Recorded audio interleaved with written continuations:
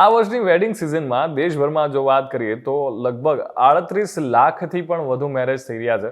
અને એ મેરેજ થશે તો ઓફકોર્સ એનો ખર્ચો તો થશે જ. અને તમે પણ જો આ વર્ષે લગ્ન કરવાનું વિચારી રહ્યા હોય અને તમારું બજેટ ઓછું હોય તો તમે એક જબરજસ્ત સર્વિસ છે જેનું નામ આવે છે marry now and pay letter.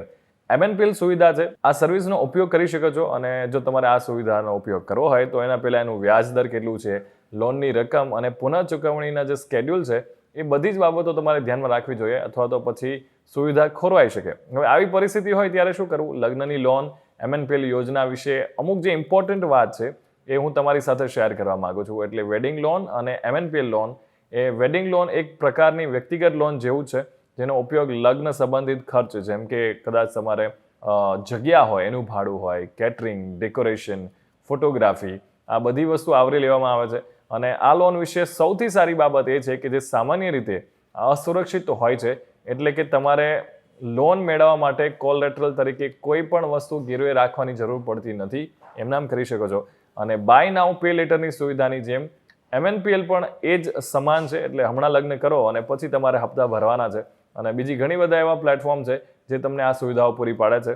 અને કેટલાક પ્લેટફોર્મ તો એવા પણ છે ગ્રાહકોને આકર્ષવા માટે 3 થી 6 મહિનાનો વ્યાજમુક્ત સમયગાળો ઓફર કરે છે. એટલે MNPL ઓફર કરતા ફિનટેક પ્લેટફોર્મ ઘણી જ હોટલ ચેન સાથે પણ આવી ભાગીદારી કરે છે. લગ્ન લોન અને MNPL માટે જો માપદંડની વાત કરીએ તો તમામ પ્લેટફોર્મ પર એને ડિજિટલ લાગુ કરી શકવાની સુવિધા છે. અને આ માટે જો તમારે બેંકમાં જઈને અરજી કરી શકો છો.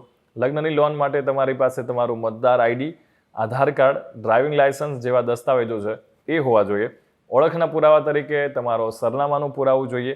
અને એ સિવાય તમારા બેંકનું જે સ્ટેટમેન્ટ છે, સેલરી સ્લિપ છે, એની પણ જરૂર પડશે. અને જો તમે બિઝનેસમેન છો તો તમારે ઇન્કમ ટેક્સ રિટર્ન સ્લિપ છે એ આપી શકો છો. અને હાલમાં જો એના વ્યાજદરની વાત કરીએ તો 10%થી લઈને 25% સુધી છે.